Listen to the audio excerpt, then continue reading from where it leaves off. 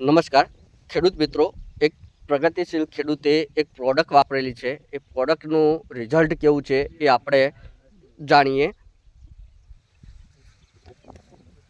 નમસ્કાર. નમસ્કાર. શું નામ તમારું? મારું નામ દિનેશભાઈ ભગાભાઈ છે, રાણપુર.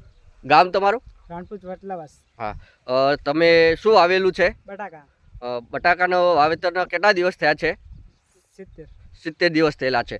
તો 70 દિવસે તમે કઈ પ્રોડક્ટ વાપરેલી છે? ચિંગેરી દવા.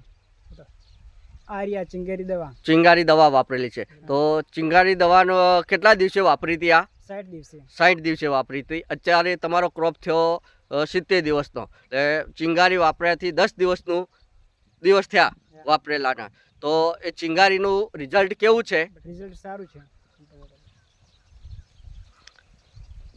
તો ખેડૂત મિત્રો, તમે જોઈ શકો છો કે જે 60 દિવસે એમને વાપરેલી છે અને અત્યારે એમને 70 દિવસ થયા, 10 દિવસનું રિઝલ્ટ છે.